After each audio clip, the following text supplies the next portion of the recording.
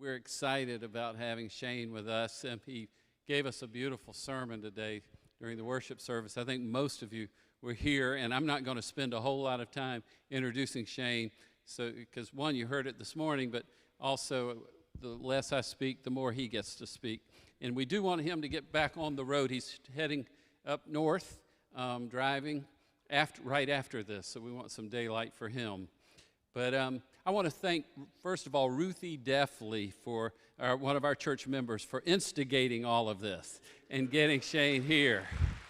I don't know where Ruthie is. Oh, there she is. And Janet and Steve Wagner, who hosted Shane at their house, and everybody else and Ray and Randy and everybody for helping us get everything done here. Barry Marshall, our live streamer, and just thank you. You know, I didn't make an announcement today, but there will be some of Shane's books in the courtyard. I didn't realize that was happening, and they were going like hotcakes today after the church service, and I'm so glad that people discovered they were there. But we're just so glad, and we've connected about some things, so we've already planned a second visit for Shane, and we're excited about that. I do want to mention, I loved that part today where you talked about what Walter Brueggemann told you about the prophets. So if he doesn't mention that again in what he says today, some of you during his question time ask him about that, because that's really good stuff. But anyway, so I think he's going to speak. I'll let him tell all this. Shane Claiborne.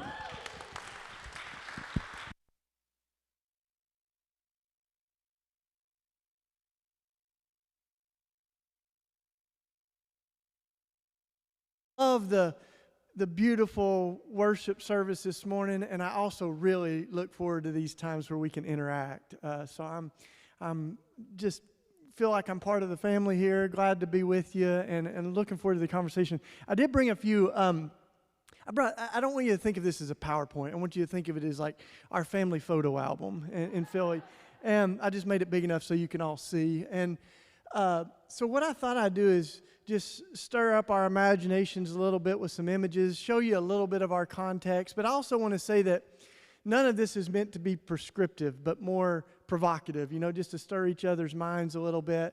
But I think there are some common longings that we have, and the fire in our bones is similar. I got one of those sweatshirts. Either someone gave it to me or I stole it on accident, but it's over there. But it has like joy on it, right? The joy. I love the spirit of imagination and joy, and you'll see some of that in these pictures. So just our context a little bit is on the north side of Philly, our community started in a crisis for housing of homeless mothers and children in Philly that were, I went up to Philly to go to college, and I ended up doing my work at Eastern University, but it was when I was 2 years in that we heard about these families that had moved into this cathedral. And this was an abandoned Catholic church building, and sadly there's a lot underneath that, right, of how much of the church moved out of the neighborhoods as the economic crisis began, and factories were moving out of the neighborhood. So we've got abandoned churches, we got 700 abandoned factories, 30,000 abandoned houses. And so I always say if we believe in resurrection, it's a perfect place to live because there's a lot of room for resurrection. But these families moved in, and they had nowhere to go. There were 3,000 families on the waiting list for housing. And the Catholic church that owned the building, sadly, their response was that the families were trespassing, and they were given a 48-hour eviction notice. And that's what lit the fire for us. We had a prayer service like good evangelical young people do, and that was when we threw our hands up at God and we said, God, we need you to do something. And then we really felt compelled that we were meant to get up off our knees and be a part of answering those prayers. And we came to the front of the cathedral, and the families had hung a banner that said, how can we worship a homeless man on Sunday and ignore one on Monday? And they held a press conference, actually, and they said, we mean no disrespect to the Catholic Church, but we've talked to the real owner of this building. And the Lord said that we can stay here. And so they actually did. They stayed for months. And it was never meant to be a permanent solution. I mean, it was an emergency sanctuary space with one little bathroom that we made. And, but people saw it in the news. They bought houses. And it's out of that struggle that our community was born. And so we really read about the early church in the book of Acts and how it says that they shared everything in common. None of them claimed any of their possessions were their own. The offerings were put at the apostles' feet and distributed to folks in need. So that vision of sharing and worshiping in our homes, it says that they worshiped in their own homes like it was not mega church, but micro church, right? And it was very much in the fabric of the struggle of other people. So we pulled our money together and moved into the neighborhood. Well, first of all, I got married in the old cathedral. So that's my lovely wife, Katie, who hopefully can come next time. And incidentally, I'll get into this in a minute, but when we do the guns to garden tools stuff, my wife is also a blacksmith. So we'll maybe come down together, and that's also a homemade tuxedo, by the way. I can't take any credit from that. My mom made it, but and that's our block, So that was our stretch limousine at our wedding with the cans coming behind us. And that's the neighborhood where we call home. There's an urban theologian named Ray Bakke, and one of the things that he says is in seminary and Bible college and stuff, we talk a lot about exegeting the Bible, which is kind of a fancy word I don't expect you to know, but what it means is that we're trying to listen with first century ears and hear the gospel in the context that it was written in, And he says that's all really important, but we also need to exegete our neighborhoods. And by that, he says we're trying to figure out what it means to live out the gospel in our time and in our place. And your place may look different from North Philadelphia, but I think that question's something that can be posed, anywhere we are. Even as we think about what Jesus called the kingdom of God, the reign of God, what does it look like for the kingdom of God to come in Savannah, or on your block? And that's really like part of our longing is to say, what would it look like if God's dream for Kensington, that's the name of my neighborhood, was made real? And so we do a lot of the church in the streets. Our big desire is not just trying to get people into church on Sunday, but to get church into the streets, every other day. And so a lot of what we do is very communal, and we have a real densely populated neighborhood. All of our houses are connected, so we have a lot of street parties, and a lot of these pictures are before COVID, so we're entering back into some of that now. But we even have a thing called a play street permit. This is interesting. It's a city permit for our block that can be closed. It closes it to cars for the entire summer, so that, and the whole block kind of democratically agrees we don't want traffic on the block, so that the kids can play in the fire hydrants and play in the streets. And we also get lunches from our city that we give out, to the kids all summer long and stuff. So that's our context, and a lot of what we try to do is see community and life in our neighborhoods.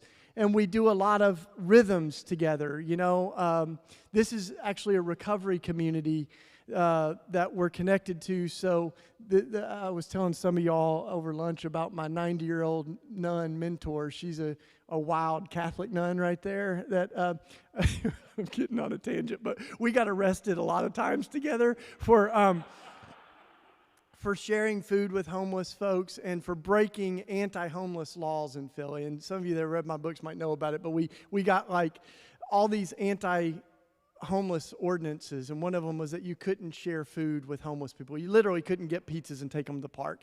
And so we broke all those laws, went to jail, and Sister Margaret and I ended up having to go to citizenship training classes. So that's... We had to go to class to learn how to be better law-abiding citizens, which I'll stop there. But we weren't good students in that class. I'll just tell you, every time there was time for Q&A, we were like, we got a question about that.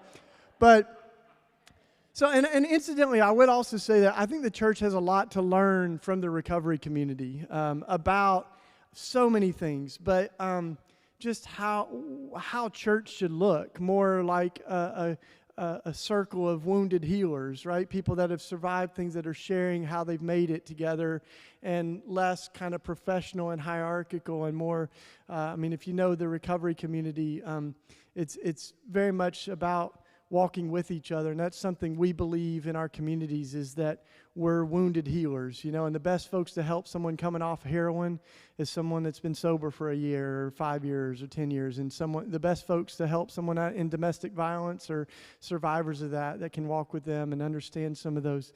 So we're very much trying to build community in that way and do meals together, make space, just like our theme this morning, make space for everyone. And we have things like, this is a Mother's Day party. Every month we're doing some kind of, it's almost like a neighborhood liturgy, or a rhythm to our life. So that's our big back to school party where it's hard to get excited to go back to school, so we make it real fun. It's our biggest party of the year. We had a 2-story water slide one year with liability insurance, and we set a record. So one of my friends he's the #1 juggler in the world. His name's Josh Horton, and he's become a really good friend. So he's like, let's set a world record on Potter Street. So he came, and we did a press release. It was almost like a spoof. It said, come to Kensington not just on a bad day, but it's not the record for the most gun deaths or something, but we're actually going to be setting a Guinness Book of World Records, and we did it all by the book, and set the record for the most apples sliced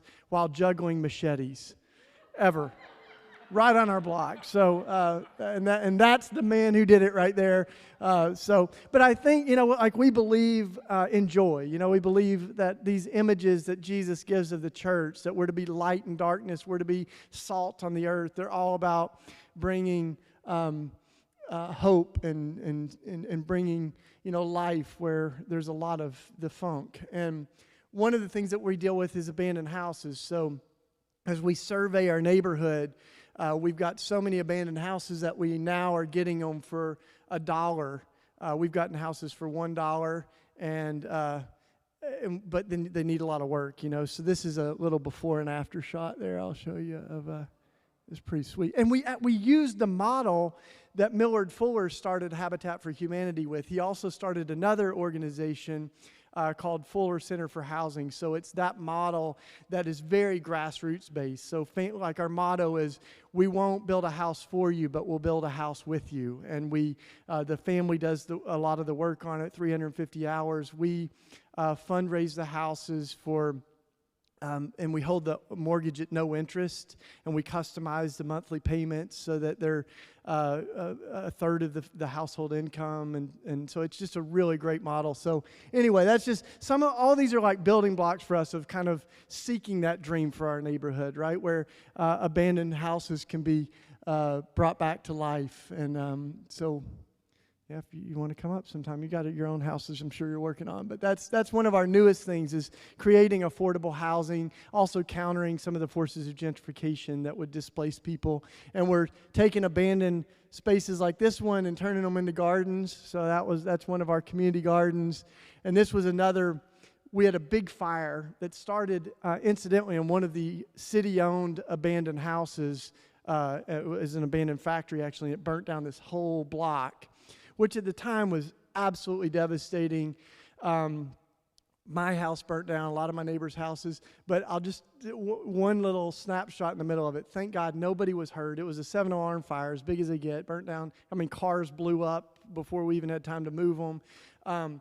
And one of my neighbors was getting interviewed, and it was a very sensational, dramatic reporter had come, how's it feel to have your house burned down? And he's like, you know what? God's good, and we're thankful we've got each other through this time. We're all watching out for each other. And he said, and since the factory burned down, I noticed you can see the moon from our block. I've never seen the moon from our block. And I'm like, isn't that something, right? Like, that's a different perspective. But we rebuilt that block. And the Red Cross set up a shelter because 100 families were displaced in this fire. And they came to us, though, and they said, listen to this. Nobody ended up staying in the shelter because everybody in your neighborhood just rose to the occasion and started welcoming their neighbors. And, I mean, one family was making food for everybody. We had all our stuff in trash bags. So, there were homeless animals that were out there. And so one neighbor said, I'll be the pet shelter. We're like, God bless you. So cats and dogs and rabbits and whatever went over there. But it was amazing. So over the last 12 years or so, this is what it looked like when the fire first happened, and then that's what we built now. I felt that joy, thanks. And we call it Phoenix Park because it came up out of the ashes, and that's what we've been calling it. And so now we've been, trying to create art and murals and everywhere, and these are just a few glimpses of that. There's one here. This was a little learning curve. You learn as you go, and in this case, this is a really beautiful one. It was one of our first murals, so it's got it's the most overtly theological, right? So it's got the rolled away tomb and or stone there, and the lion, the lamb, and the dove, and the kids did all this in the resurrection street party. And then we got a notice that it's illegal to paint a mail container, so it's apparently a very serious charge, but we learn as you go. But we're like, I have no idea who painted that mail container, but that. So we're growing food, and one of my neighbors said this really well. She said, she said, I know what we're doing. And I said, what? She said, we're trying to bring the Garden of Eden to North Philadelphia. And I think the best theologian I've heard can't say it that good. So that's what we're kind of after, and it's absolutely magical. As if you do urban gardening especially, there's so many challenges to do it. We have to figure out our own way to do composting. We're vermicomposting. We've been trying aquaponics, so we built a fish and gardening system where the water, like the fish pond, is underground, and we're trying to grow food on top of that. And this was our harvest that of kale and stuff that's Swiss chard actually, that we were able to give out to neighbors. So it's all that kind of vision, right, of bringing life and sharing food, especially locally grown food. And then there's some challenges. This is our front door. So one of the prayers that we're praying is that God would heal all that's broken in our hearts, in our streets, and in our world. And one of the things that we've started asking after living 20 years there is, how do we interrupt the patterns that are crushing people's hope, right? So Martin Luther King said, we're all called to be the Good Samaritan and lift our neighbor out of the ditch. But after you lift so many people out of the ditch, you start to say, maybe we need to reimagine the whole road to Jericho.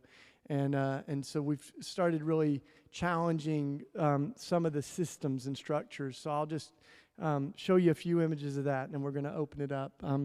So one of the biggest challenges in our neighborhood right now is the opioid crisis, and we have needles everywhere. And we knew, it's not unusual for someone for the kids to be on the way to school and see someone, face down, overdosing. And it became so much a part of the normalcy that we needed to interrupt that, right? And I can distinctly remember the kids saying in the winter that they were having a snowball fight and they were scared to find a needle in the snow.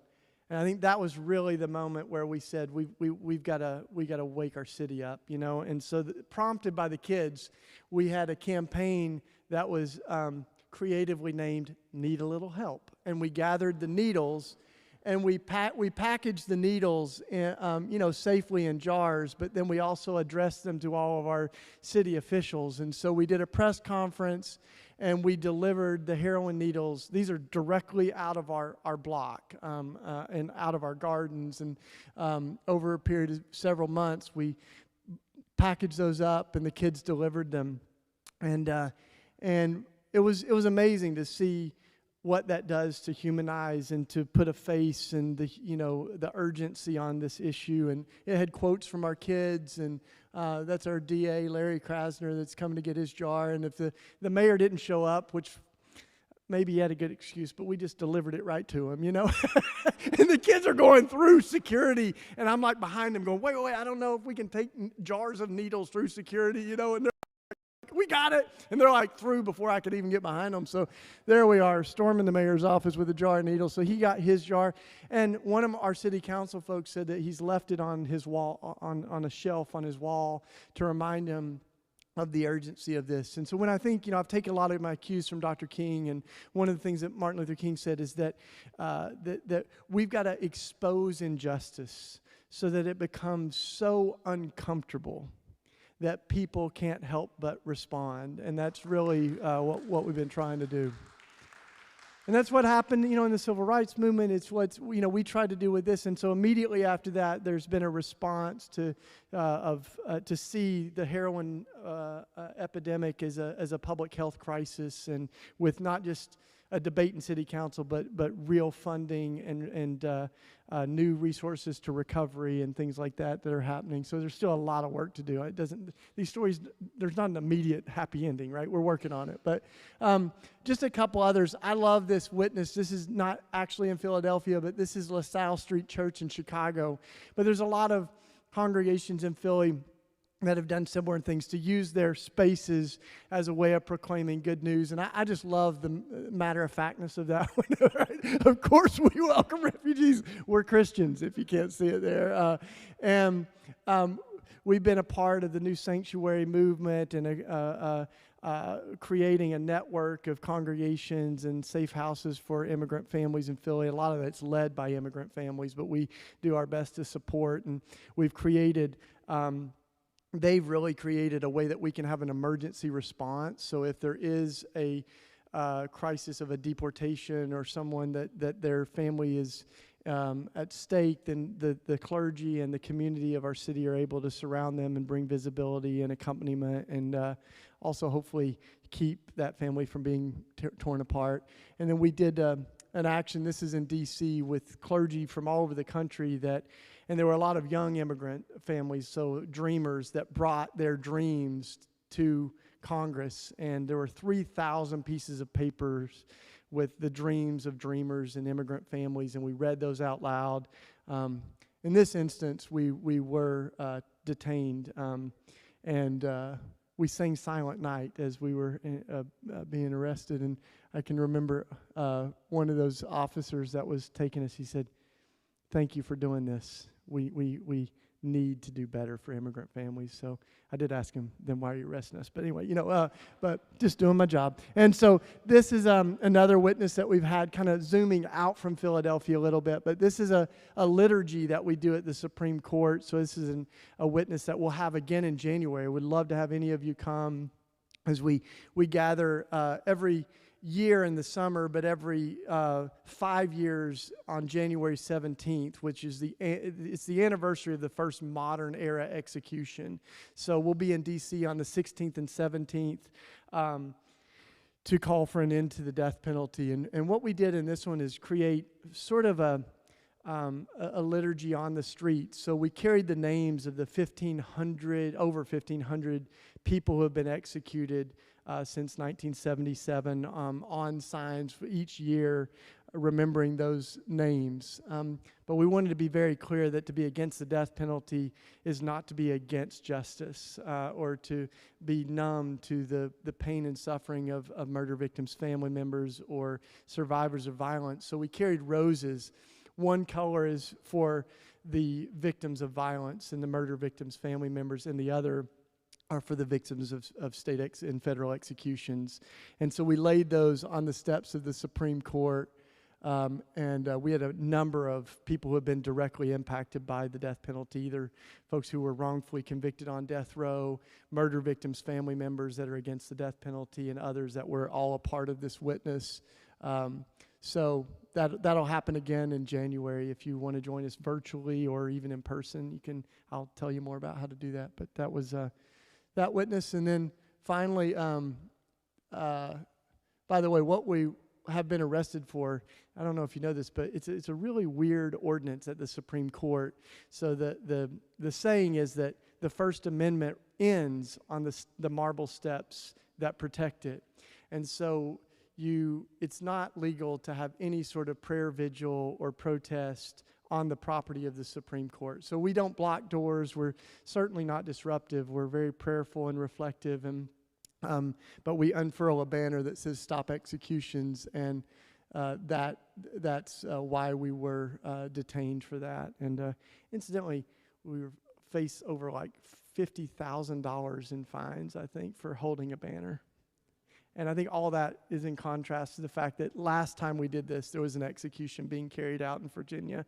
So it raises a question of what is legal and what is right. And that's exactly what we wanted to do, is use our trial to put the death penalty on trial. And we'll keep doing that. So the last images I wanted to show before we open it up for dialogue are just how we've been trying to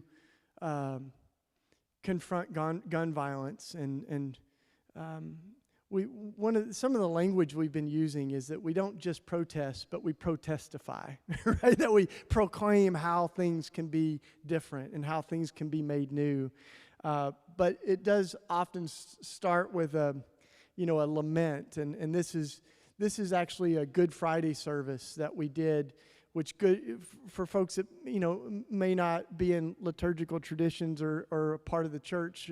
It's for the Friday before Easter, which ironically we call Good Friday, I guess, because we know how the end of the story goes. But we gathered on Good Friday, and we carried the cross to the gun shop, and we remembered the victims of gun violence in our city. And it was one of the most powerful services that I've been a part of. And so I think there's ways that we can do things like the Stations of the Cross, or we can remember the liturgy of the Christian calendar, but do that in a way that doesn't feel detached, right? But feels like actually really connected. Because in this particular service, we read the gospel reading of Jesus' death.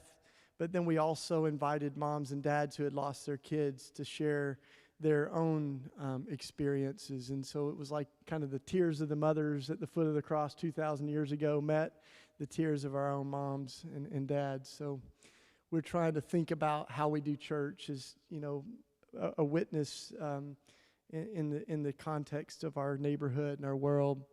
This is another really creative way I thought many of the congregations in Philly have used their physical space, right? Like you with the orange ribbons, this is memorials that have been set up to gun violence victims. And sadly, I mentioned this morning, we've had over 500 so far this year. And so the T-shirts have the names and the ages of those folks. And so every time you're going into worship, we're reminded that there's work to do, that we're going in here, but this is the huddle before the game, like this is where we prepare. This is not church only in the building, but really when we go into the world is when we live it out. So I think that's a powerful way to use the church's yard and space. And then as some of you know, and I mentioned this morning, we've been transforming guns into garden tools. And one of the first times that we did that was on the anniversary of September 11th, the 10th anniversary, so 10 years ago.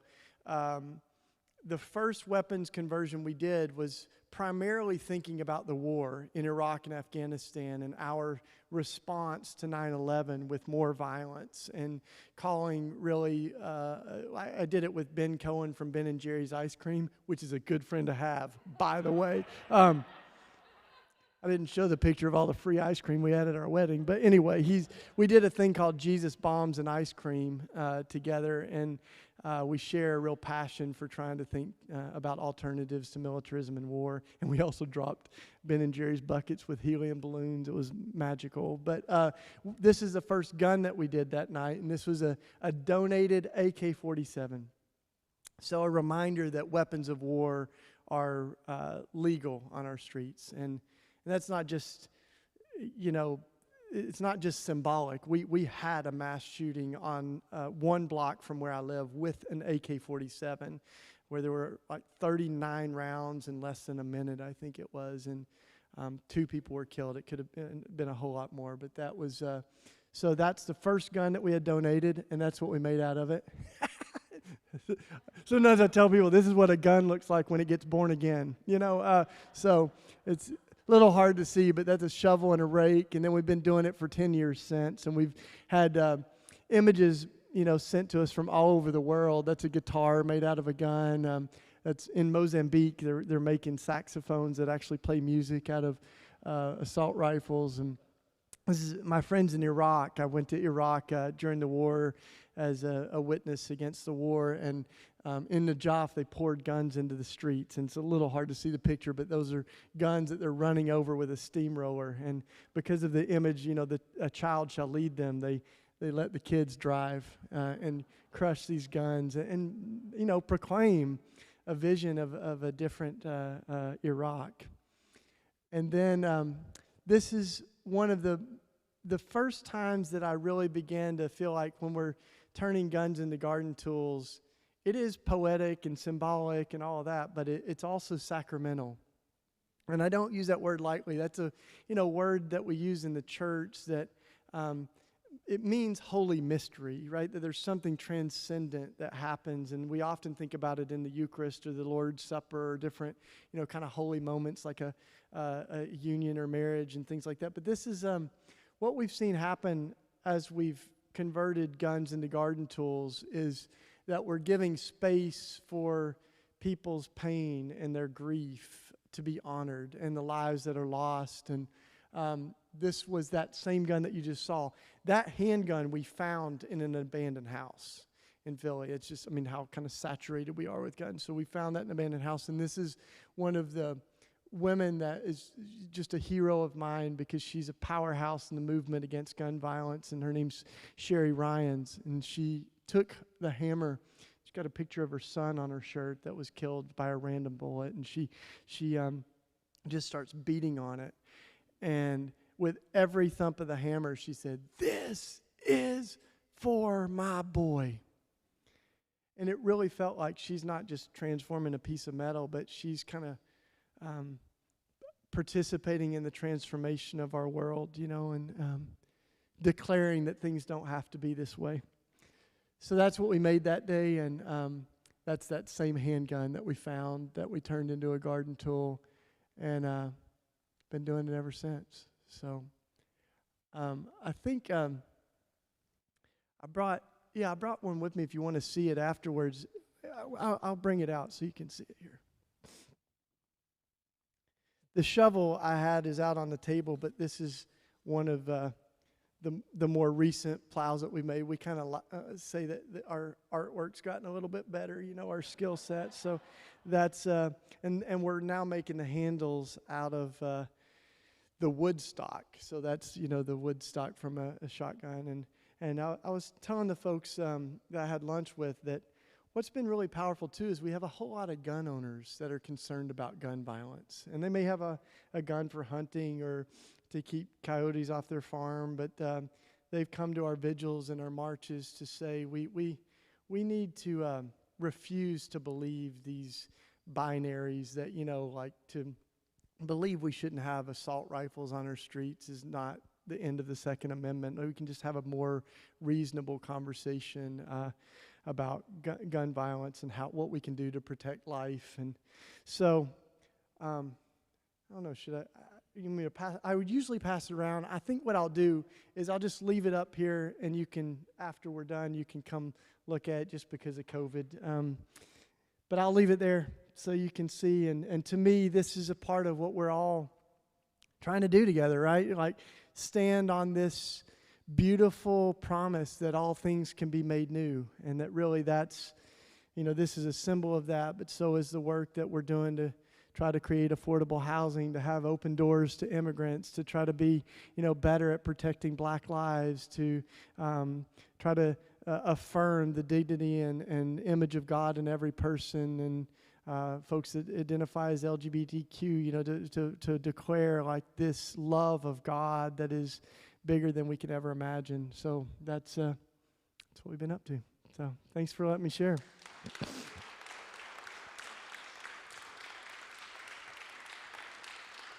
And I totally left a good chunk of time, I think we got 25 minutes or so if you want to share a little. And what we'll do for folks listening online is I'll do my best to repeat the question and kind of ask you to say it as concisely and loudly as you can. It doesn't have to be a question. It can be a response. And in my worship services in Philly, we've got a network of congregations. And every time there's a sermon, we have talk back time. So I'm very used to this. In fact, we say if it gets rowdy, it's back talk time, but we're in Jesus kind of taught in dialogue. A lot of the rabbinical teaching, the way that the monologue that some of us are used to in sermons wasn't maybe the most dynamic way. So I love the dialogue and the discourse. So feel free to share something on your heart.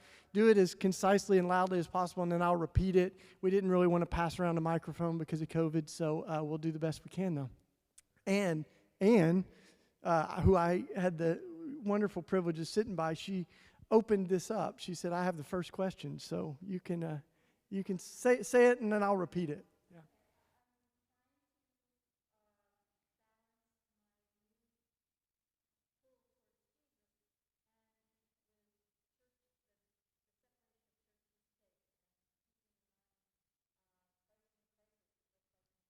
Yeah, cool. So Ann was asking, she was sharing with me a lot more, which was so wonderful, just about her kind of magnetism towards Christ in a new way, and sort of having some great questions about how we think about politics and the division of church and state. And so that's going to be my best recap that I can do, Ann.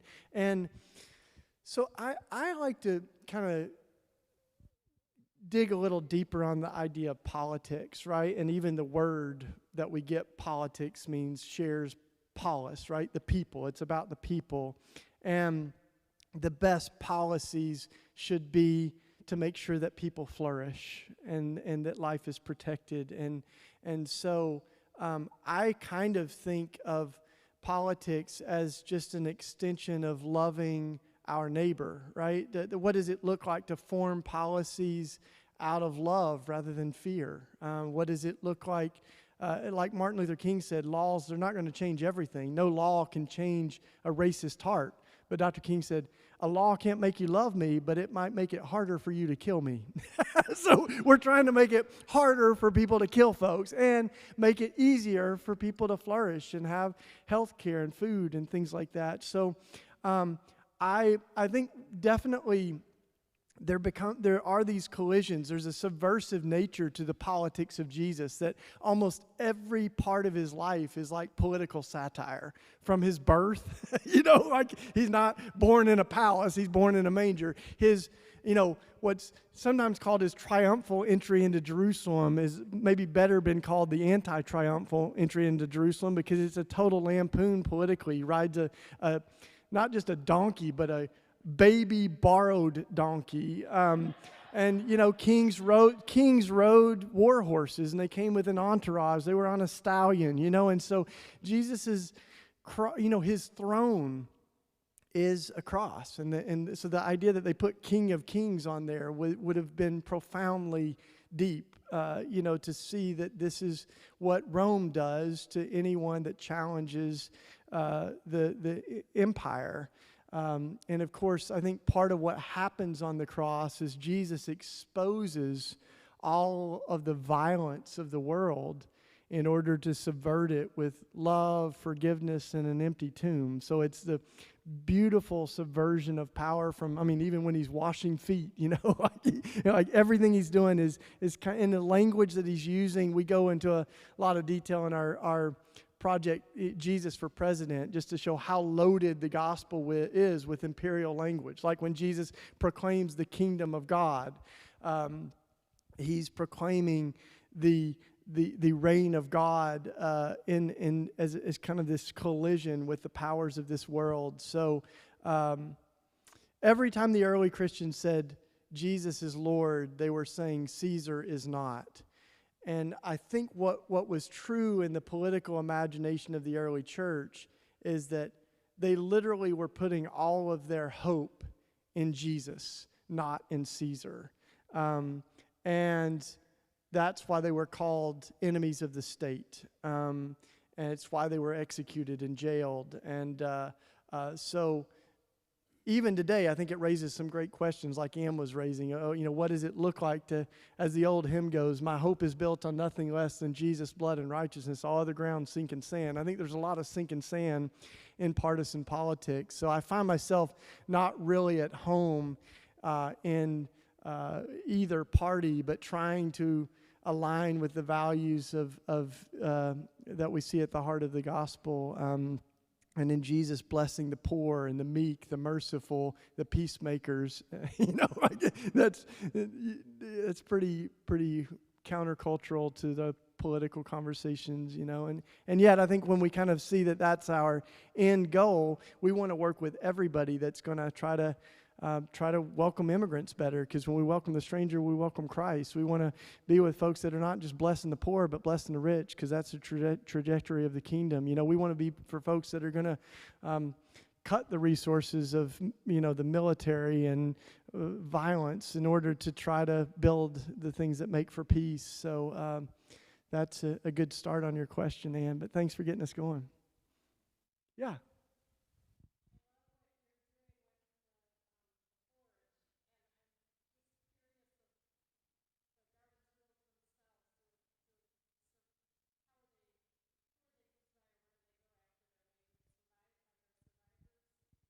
Yeah, great.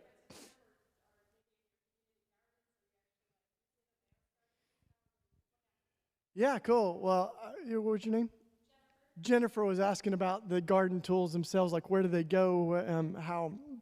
How do we use them once we get the donated guns? And so what we do, first of all, we make really good tools. Like we didn't just want to make wall hangers. We wanted to make like things that are actually practical, and so we make all kinds of other stuff. You'll see out on the table outside that we have necklaces that are made out of hearts. I made this cross out of a gun, and so we're making all kinds of other things. But we did want to make actual garden tools, and so what we do, anybody that donates a gun, we offer to give them a garden tool if they want one, or anything else that we make out of it. And then we do give a lot of them away to victims and survivors of gun violence. We sell them online for the nonprofit and give a lot of money to try to support groups that are working for suicide prevention and gun violence prevention. So you can find them on Raw Tools, which is war flip backwards, in case you didn't catch that, rawtools.org. The other thing that we've been talking about is with folks here is, we may try to bring the Forge down and work with your city and interfaith communities and civic leaders and stuff to do some gun transformations down here. So that might be on the horizon. You can keep praying for that. And if you've got guns, feel free to holler at me afterwards. We can talk about it. But we had one gun owner, I think I might have mentioned it this morning. We had 160 guns that he passed away, and his family had no idea, and they had over 70 handguns. So there are a lot of pockets where it's not just, a gun or two, but a whole lot of guns, and folks end up inheriting them. So we're trying to make it easier to decommission firearms that are unwanted. So we're creating we call it the Safe Surrender Network, or the Disarming Network. So we're equipping and training people in how to legally decommission guns. So we're talking about that with Claire and Billy here, about we might see Asbury become a chop saw church where you've got one and you know how to do it.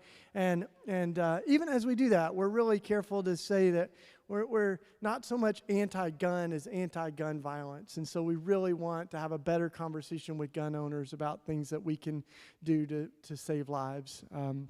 So there's a Safe Surrender Network. If you want to donate a firearm, you just go to our website, Raw Tools. And then the other thing that we're doing are public events where we do a live transformation of a gun, and we center the voices of people who have been impacted by gun violence. And that's the kind of thing that we'd love to do in Savannah. So, yeah. Anybody else? Other questions, thoughts? Yeah.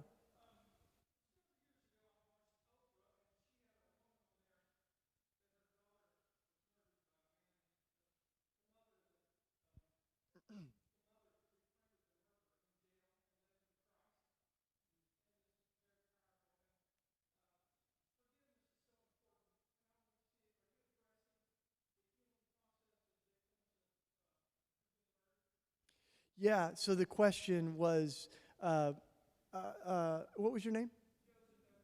Joseph shared about seeing a program on Oprah where a survivor of gun violence that took her son's life, right, got to know the person who committed the crime and led him to Christ, and they became friends. And I actually think that woman's name is Mary Johnson, I believe, and she's been a part of doing this with us on the north side of Minneapolis. She was on Oprah, and it was a similar story, probably the same person. But what's so amazing is, I mean, that story, as it continues to unfold, they became neighbors. Mary Johnson, who lost her son, with the person who took her son's life. And what they ended up doing was, anytime there's a murder in Minneapolis, they would accompany both sides of that tragedy. So they would accompany the victim's family, but they would also accompany the family of the person who was responsible for that tragedy. I mean, I get chills every time I think about it, and especially when you hear her talk about it, because it took so much courage for her, I think, to believe in redemption, right? But those stories are everywhere too. I mean, it doesn't take away from the exceptional, amazing courage of Mary's story. But Sharon Risher, right here, in South Carolina, where I was yesterday, her mother, Ethel Lance, was killed in Emmanuel. Her two cousins were killed too, and her childhood friend. I mean, that was her family and her community. And yet she became one of the most outspoken people against the execution of Dylan Roof. He's eminently dangerous and needs to be incarcerated, and she's very clear about murder should have consequences. But don't we all believe that God's love is bigger than Dylan Roof's hatred? And don't we believe that God could take someone responsible even for something so horrible and make them new, right? I mean, that's all of our story, right? Is that where sin abounds, grace abounds, that Jesus didn't come for the healthy, but for the sick. So that restorative justice work is at the heart of everything that we're doing. And we do a whole lot of supporting of restorative justice work, both inside the prisons and outside. So you can see some of those connections on our website. And on the board of Raw Tools is another just amazing survivor who lost her family member to gun violence. So that's the whole point of it, is to center the stories of both the tragedy and pain, but also the hope and the fact that we're not going to heal the wounds of violence by creating more wounds.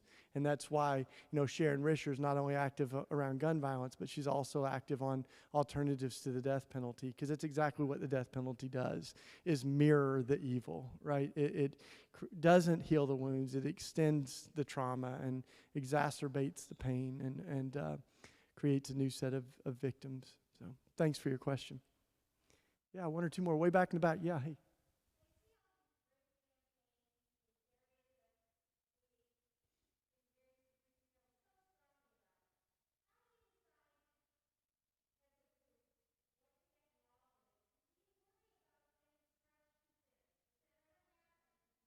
Yeah, great. So just to repeat the question for folks online and maybe that couldn't hear here, really great question about the intersectionality of these issues, but also how exhausting it is to care about everything all the time. And especially with social media, we've got constantly bombarded with one more injustice and one more crazy thing someone's done or said or whatever. And so it's hard to really conserve our energy. And I would say part of what at least I've felt is that what keeps the fire alive is proximity to those who are struggling.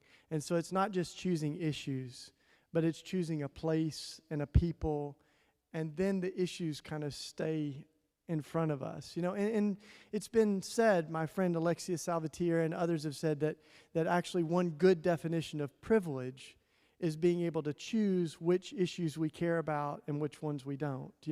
Being able to choose to ignore an issue because we don't feel like it directly impacts us. And so I would kind of offer us that thought that it's not just about issues, but about loving our neighbor, right? And that's where the fuel to care about justice comes from. And the way that we kind of win new hearts and minds over in the movement for justice, I think, is not necessarily by arguing with them.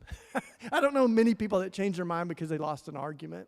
And I think we need good preaching, we need good conversations, but part of what we've got to do is amplify the voices of people who have been directly impacted, and of immigrant families that changes our heart on immigration, to amplify the voices of victims of gun violence. And part of what the Black Lives Matter movement has done is they have put a name and a face on this, right?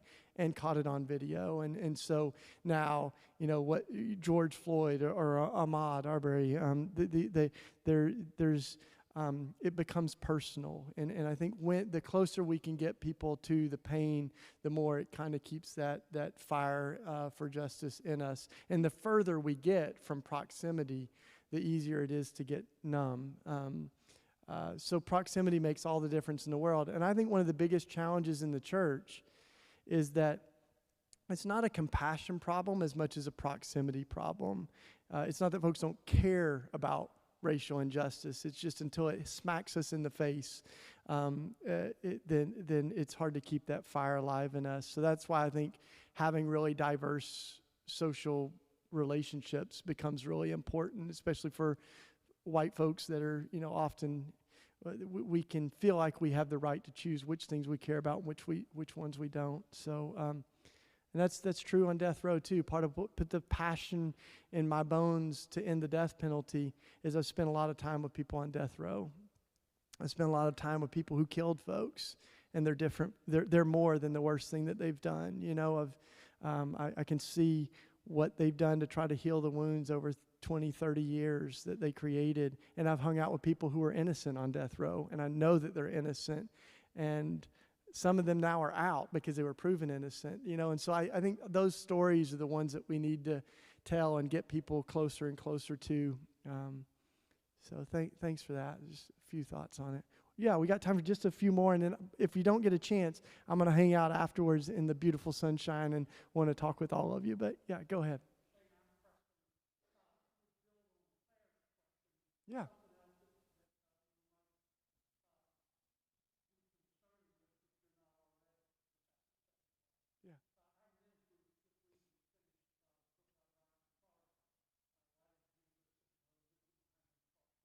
Yeah, great.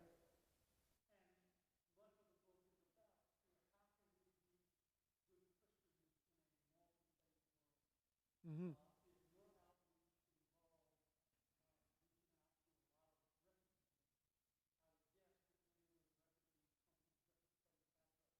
Cool. Yeah, great. Yeah, awesome. It's Preston, right? Yeah, so the question was about how we do interfaith work together, and it was mentioned in Brian McLaren's book, which is Muhammad, Jesus, and Buddha walked into a bar. Yeah, it's something like that. Yeah, he's a really good friend. Brian McLaren is not Muhammad, although but Brian's a really dear friend, and the interfaith work to me is, it's so critical to everything that we're doing that it doesn't make me any less passionate about my love for Jesus, who I think Jesus is, but I also think there's a posture that we need to play well with others, and that we, the more I look at Jesus, the more I see that Jesus was constantly, as Joan Chittister says, challenging the chosen. and including the excluded. So Jesus' harshest words, like brood of vipers, for instance, right, were not for people on the fringes of the faith, but it was for, and not even people of other faiths, right? But it was for people who were at the very center of the religious life and were self-righteous about it and were putting heavy burdens on other folks. And those are the folks that Jesus says to them, the tax collectors and prostitutes are entering the kingdom ahead of you, right? And you wonder what got him in trouble, But like at one point his disciples say, there's someone down the street that's, doing miracles and prophecies, but isn't one of us. Should we tell him to stop? And Jesus says, no, if he's not against us, he's for us. And I think that's where we got to, as a city, as a country, we've got to be saying, who are the people that are not against us or for us? We're working together for the same ends in our neighborhoods and in our country, And who are the people that say that they're on the same team, that they're a part of the same faith, but what they're saying or doing doesn't, a tree's known by its fruit, and it just doesn't sound like Jesus. It doesn't smell like Jesus, And I think that's where we can name those hypocrisies, and we have some integrity to do that because we're Christians. We can say this doesn't reflect the Christianity or the Christ that I worship, Just as there's a powerful movement globally of Muslims against ISIS and extremism, there's also, I think, needs to be a counter voice of Christianity that's countering the violent, toxic. I wouldn't even call it Christianity. I'd say it's American nationalism that's trying to camouflage itself as Christianity. And the problem is that many young people in particular, are rejecting that. And they think they're rejecting Christianity, but they're rejecting a version of nationalism that's twisted and distorted and perverted Christianity. And it doesn't even look like Christ, And so I think we've got a complicated, like, spiritual infrastructure, ecosystem. And so, but to me, that makes us all the more beautiful to collaborate with people of different faiths. And when I went to Iraq as a part of the Christian peacemaker team against the war, because we wanted a distinctively Christian voice that was saying there's nothing about 900 bombs dropped on Baghdad every day that reflects the Christ that I worship. And just as many preachers are blessing this war, we're here even to risk our lives to stand against it. But we worked with the Muslim peacemaker teams. And my life was literally in the hand of my Muslim friend, Sami Rassouli, who started the Muslim peacemaker team. So standing together, was really incredibly powerful. And it's the same in our neighborhood, there was an amazing moment in Philly where some really hateful folks had defaced a Jewish cemetery.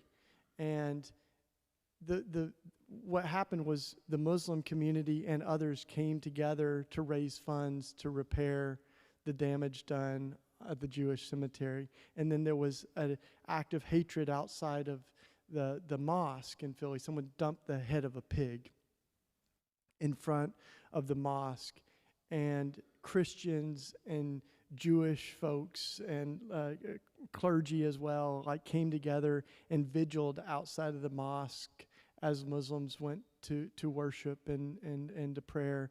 And so I think we need that kind of sensitivity and solidarity with each other, especially right now, to stand against hatred, in every form, to stand up for love. And I think there's plenty of room in the Scripture to say, God's going to do the one judging, and there are people who would say that they're Christian that seem to look less and less like Christ, and there's folks that would never say that they're Christian that seem to really stand for love, and so I'll let the God of love sort that all out. Yeah.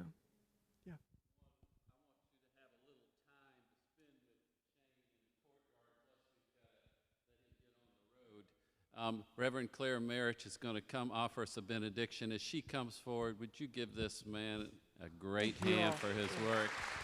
Amen. Wow.